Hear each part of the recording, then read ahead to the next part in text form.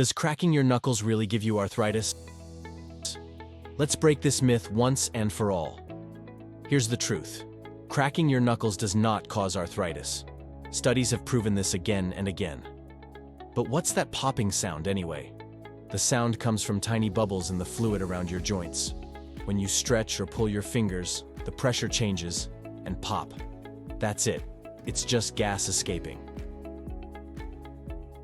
However, cracking your knuckles too much might weaken your grip strength over time.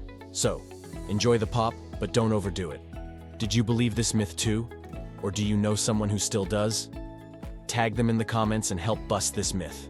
Subscribe to receive more content like this.